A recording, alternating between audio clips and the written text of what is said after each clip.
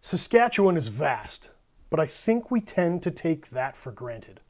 Our province is huge, but relatively speaking, it's still mostly open, mostly unpopulated. There's not a lot of people. We measure our road trips in hours instead of kilometers. How far is Saskatoon from Regina? A couple hours. Moose Jaw, 45 minutes. North Battleford, even further. Andrew Hiltz has been across our province, from north to south, east to west. He documented his journey on social media, and he was finding the perfect hidden gems to share with us. As the 2017 Saskatchewanderer, he got to taste great food, see all the amazing things our province has to offer, and most importantly, discover great beer. You may have seen him running the QCM, camera in hand, or wielding a bouquet of flowers and wearing his heart on his sleeve in his newest music video with Poor Nameless Boy, aka Joel Henderson, who we had on the podcast a few weeks ago. I'm continually amazed at all the projects Andrew manages to find himself involved in, and I love seeing him every time he comes in the tap room because he's got new stories to tell, new stories to share. Andrew, welcome to the show. What an introduction, my friend. It is a pleasure to be here. I love that. Well, I'm glad we're able to get you on the show. Hey, it's a pleasure. I've been waiting for the invite, and I am pumped to be here, my friend. You were very gracious when I called. Oh, he canceled. I need help. Put me in, coach. Put me in. Drink beer and talk. MVP. Yeah. Well, today we're drinking Cat's Got the Cream Ale by Rebellion Brewing. This is one of our most popular seasonal offerings. Cheers. Cheers, buddy. Oh, yeah. I see why it's one of your most popular seasonal items. Holy smokes. I don't want to prejudice what you think about the beer, so I want you to take it in and share your thoughts with me before I throw in my 2 cents. Okay, that sounds good. I'm going to do my best here. I love drinking beer. Do not know how to describe what I'm tasting, so I'll give it a go here. Let me give one more gulp of this. I am tasting heaven in a glass, my friend. I feel like there's a little caramel involved. I got a little bit of vanilla going on, hints of vanilla, and that is the extent of my beer knowledge. Those would be very accurate descriptors to the beer. Awesome. Maybe even toffee. Oh, okay, I see that. Yeah. It's jam-packed full of real Mexican vanilla. Sourced it straight from Mexico. We know a guy. We're like, hey, Jose, come on. It's vanilla time. Let's get her going. His name is Jose? I don't know. I'm just making it up. It could be Pedro. I wish I had a Mexican vanilla guy, actually. Do you know how you got a Mexican vanilla guy? How'd you guys go about that? We know a guy who knows a guy. Okay. It literally was, hey, do you know somebody? And it was through the great continuum of knowing people. We called people, and they called people, and they said, hey, these brewery guys, they're serious about their vanilla. They want the best stuff to put in their beer. And it tastes like it. You can tell. That's what I love about Rebellion. All these fresh ingredients you guys put in here, they punch you right in the mouth in a beautiful, delicate way. I would say this one is more of a hug. Yeah. Okay, yeah. A hug. A nice, warm, snuggly hug. One of the funny things is, even though we're coming up on our 4th birthday, still people are discovering us. They haven't really found out about us yet. They're still like, oh, what's this craft beer thing? And when they do discover us, I find if they get their hands on Cat's Got the Cream Ale, they're like, oh, this craft beer thing, this is a thing. Oh yeah, I can get that 100%. And I'll tell you, my gateway kind of into craft beer years ago was actually they've lost a tiny bit of credibility in the recent years, but Granville Island out in Vancouver, when they started up, they had a winter ale, and the first time I had that was middle of winter. What's this fancy beer on tap? Tried it out. This tastes like chocolate. This tastes like vanilla. I want this every night of the week kind of thing. And from there it just stemmed, like, what are all these flavors? Like, this isn't what I'm used to drinking. And now there's nothing I would drink other than the stuff you guys and all the other craft brewers around the province are putting out. Well, thanks, man. I would say I would encourage anyone to grab a Granville Island Winter Ale and stand it up beside our Cat's Got the Cream Ale and just have a taste off. Do a blind taste test, cover your eyes, get your friend to pour them so you don't know who's who, and just taste the difference. Yeah. Well, now I'm kind of, there's no doubt in my mind that this will blow it right back to Vancouver, but I'd be curious to, yeah, that's awesome. As it warms up, the flavor evolves. A little more of that character comes out. That's something I didn't really know about beer. I always knew that about Scotch. When you hold the Scotch glass and you just let it warm up a little bit, you get different notes as it comes along, but interesting to know about beer. And last but not least, this beer is kind of special to us. We have something called the Community Tap Program, where we bring someone in from the community and we take their idea, or they give us some inspiration, and they say, I want to do something like this. I want to do something like that. Well, this was the brainchild of Ashley Martin and Rachel Molnar. They came to us and said, we want to do a vanilla ale, a vanilla cream ale. Can you do that? We said, sure. And they said, our charity of choice is the Regina Cat Rescue. Can you do that? And we said, yeah. So from the original batch, proceeds from every sale went to the Regina Cat Rescue. Interesting. You guys are just always on to something over at Rebellion. I love that. Stuff's going on with you guys that if you're doing a good job of getting out there to the public and showing people what you guys are doing, but there's constantly, it seems like every other day you guys got something going on, something giving back to the community, giving back to the province in general, but far beyond tasty beer at Rebellion, I'll tell you that for free. You heard that here first. He wasn't paid to say those nice things about us. Just truthful thoughts, my friends. So what is coming up next in Andrew World? You've been such a busy guy. Yeah, no, I'm trying to keep as busy as I can. I have a full-time job with Tourism Saskatchewan, so I do all their in-house videography, a lot of the photography for them, and then on the side I try to take in as many projects as I can handle, whether it's jumping in a music video for Poor Nameless Boy, or whether that's helping somebody. I'm working on some videography projects with this up-and-coming app that's going to be coming out. Krugo, if you guys aren't checking it out yet, look into it. It's a really cool app designed by some local guys in Regina to help you do anything you need to do with trip planning. This app's going to help you out. It launches in October.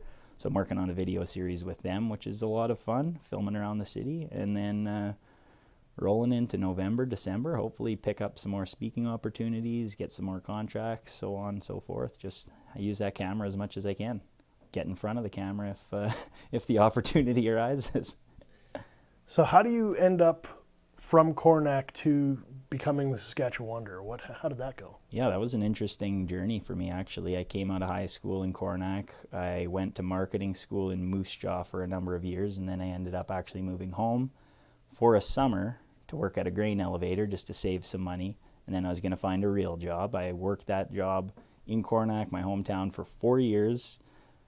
Had a tough time changing it up. I decided something needed to be different in my life, so I packed up all my stuff, quit my job, moved to Vancouver, decided all I wanted to do was bartend and hike. I had never bartended before. I had never lived in a big city, but for some reason that was something that I always wanted to do. Don't ask me why. As a 25-year-old, my aspiration was to be a bartender, and I did that, and to this day, one of my favorite jobs I've ever had. Got to work in the evenings. I'd hike during the day, and then I just fell in love with Vancouver. So I was out there for 2 years, off and on. I did a lot of travel in between, obviously, and then my brother and my sister-in-law ended up having a few kids, and I ended up missing home, missing Saskatchewan, missing the people, missing the province. So I moved back, and over the course of my travels, I took a lot of photos. I started to get into videography, photography. The Saskatchewanderer job popped up on my lap one day, and I thought, I could throw in an application. What's the worst that can happen? If I don't get the job, I don't get the job, and I'm at the same place I started. So I threw in an application video and got a call December 15th that I was going to be the Wanderer in the new year, and drank a lot of scotch and a lot of craft beer that night celebrating. What was your favorite bartending story from Vancouver? I'm sure there's a lot of weird stuff that goes on there. There's a lot of weird stuff, but one of the best shifts of my entire life was Grey Cup, 2015.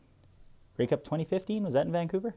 I can't remember. Anyways, I worked a block away from the football stadium, so the bar we were at would get very busy when we would, before games and stuff. So we knew going into the Grey Cup that this bar was going to be absolutely ridiculous. We were packed. Like, I don't know how we even got away with the amount of people we had crammed in there, but everyone in there, it was this casual restaurant. It kind of reminded me of Cheers, but usually we get a good crowd in for events, and it just went off. I had as much fun behind the bar serving drinks as I would have had on the other side of the bar taking in the drinks, because we had so many people from all over Canada coming in. Everybody's in different jerseys. Everybody's just doing shots. Our manager basically said, like, get a round of shots for the bar if you want, or like for the people sitting at your bar, the good people. And we ended up having a lot of fun. I was bartending with a good friend of mine. As soon as the game started, the bar cleared out. So me and my friend were sitting there and we were having a drink watching the game, and two guys that were at the bar showed up and they said, hey, you guys want to go watch the last quarter of the game? We looked at our manager and we're like, it's dead in here. If we're back before the rush comes back, you think we can go? So in the middle of our shift, my boss let me and my friend take these guys' tickets, run a block away. We got to watch half the third and half the fourth quarter. Got a little bit, got our photos, took a selfie in the stadium saying we were there, sprinted back, and ended up beating the rush. And I think in all the nights I worked there, it was a really good place money-wise, but we made more money then than I made the whole month leading up to that one shift. It was incredible. But yeah, that was, I dream about that sweet, sweet shift every night of the week. And your feet remained attached to your legs. They didn't fall off at the end of the night. No. Yeah, that was a fun, a really, really awesome experience. And I've contemplated picking up shifts just here and there between jobs. So if you guys are ever needing somebody to pour beers at Rebellion, you give me a call. For sure. You come back to Saskatchewan, visiting with your niece and nephew. What was it that brought you back? Yeah, like, number one, family above anything. I was out in Vancouver. I made a lot of good friends out there and really do miss the people that I grew to love out there. But obviously come back home, so family. But the province itself is in such a unique place right now, how it's just everything seems to be growing. There seems to be so much opportunity in Saskatchewan. As much as I love the mountains, I knew there was something to be seized in Saskatchewan, and I knew there was opportunities that I wouldn't have got out in BC or in Alberta or elsewhere. So I knew that I could build a community of people. I knew a lot of people in Saskatchewan already. So just basically an opportunity to explore, because growing up, I didn't explore Saskatchewan very often, to be honest with you. As I became the Saskatchewander, people immediately assumed that I knew everything about the province. Like, within my first 2 weeks, I get people calling me saying, like, hey, what's your favorite place to go in northern Saskatchewan? I'm like, I just started. I haven't been there yet. Give me a few months to get a lay of the land here. I'm from the south. If you want to know about Big Beaver and Climax, I'll tell you about what you can do in that neck of the woods. Go to the grasslands. Go hang out in Cypress. But anything north of Saskatoon, I was clueless. So that was a big reason I came back. But you just jumped in 2 feet, right? You didn't have any reservations. Yeah, just dove in. Pedal to the floor, grab the computer, grab the camera.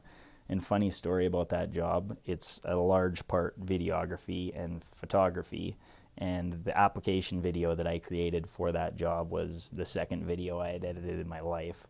So basically I ended up watching a ton of YouTube tutorials in the first few months to figure out, okay, how do you run this editing software anyways?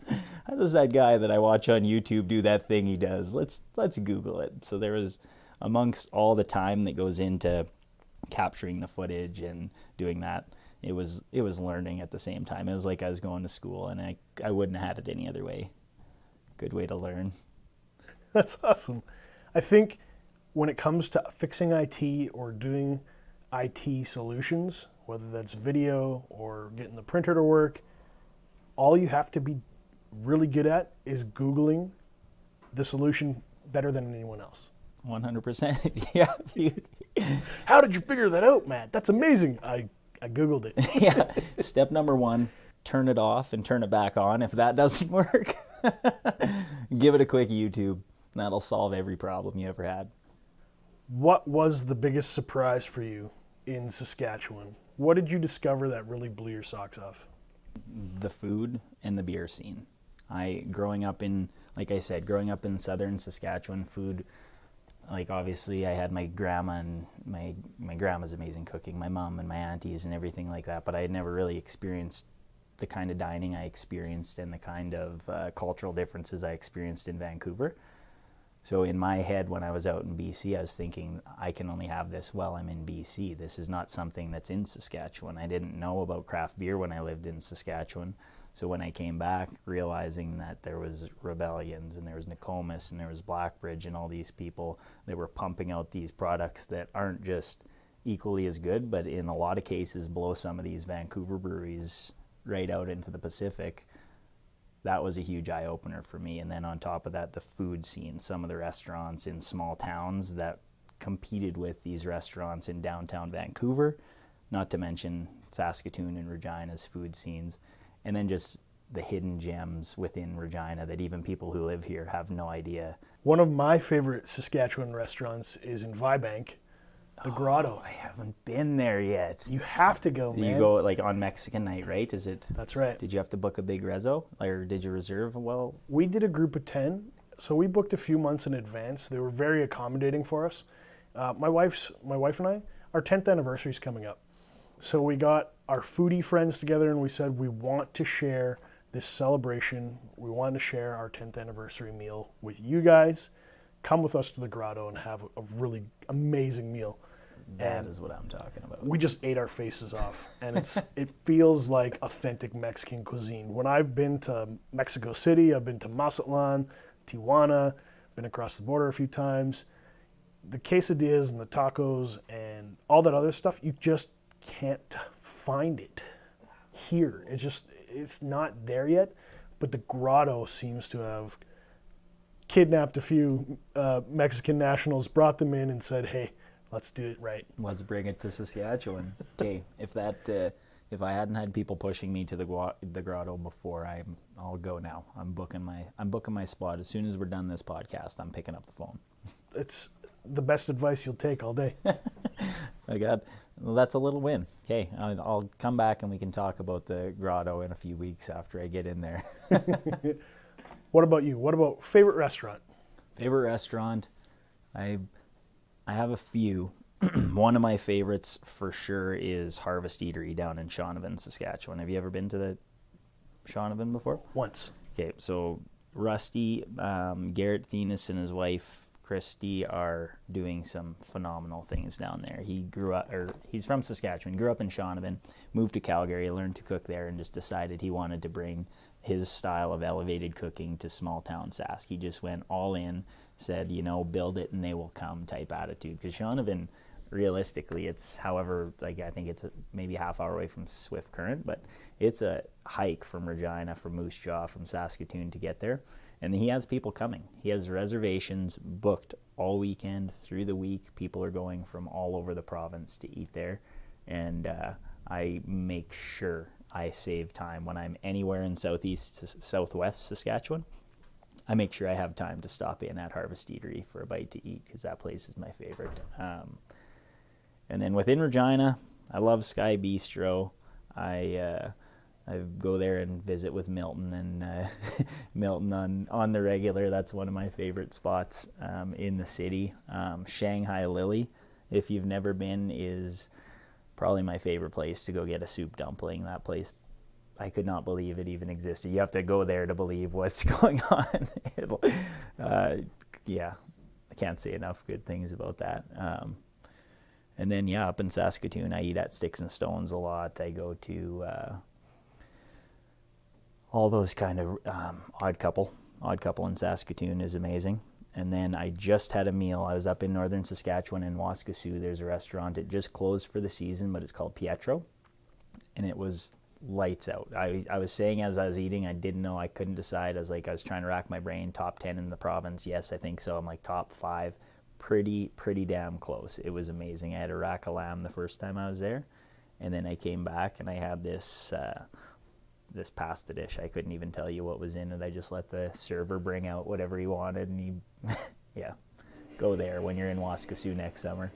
So you told the server, just surprise me. Yeah, if I go to any restaurants that are kind of fancier, I don't like looking at menus. I just say, bring me something.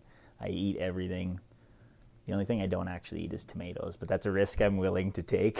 If there's tomatoes, I can usually get them down. I will enjoy them at most places like that, but I got that from the guy off of Dirty Jobs. Is it Mike Holmes, or the host of Dirty Jobs? Doesn't matter anyways. Mike something. I think it's, yeah. But he... Mike Rowe? Mike Rowe, that's the guy. He was on a podcast, and he said he doesn't like looking at menus in fancy restaurants. I was like, I'm going to try that. And 9 times out of 10, yeah, it's a win, because it's something you would never order yourself. And the server and the chefs, they know best at these places. Sometimes they even bring you something that's not on the menu because they just appreciate that you're trusting them. So I'd recommend it. That's a fantastic approach. Yeah. When I was watching Joel Henderson's video, I've been meaning to spark a conversation. We need to catch up and slow down. I was actually preparing myself to edit this podcast together. Not this episode, but a couple episodes ago. And I'm like, hey, wait a second, I know that guy getting those flowers. That's Andrew, and he's at Rosie's flower truck, and I know the owners from Rosie. Yeah. Hey, it's such a small world. Yeah. How did you get involved with that? That was the gang at Crush Rockets. They reached out. They were filming the video. Sharona and Aaron were filming the video, and they were on the lookout for actors. I had worked with them before on a video with Rebellion where we did taste testing. Like, I'll chug this meat. I don't care. Somebody's driving me home. So I got a message the one day saying, hey, would you ever consider acting? And I think before my phone finished ringing, I had responded back, sign me up, what time, where do I need to be, and let's do this thing.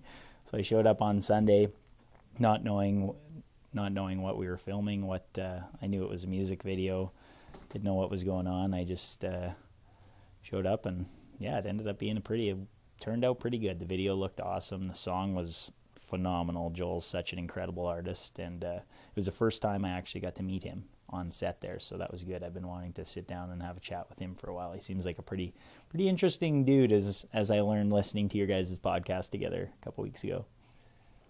I knew of him through other people. You know how it is in the city where it's like, oh, you know so-and-so. Oh, how have I not met this person?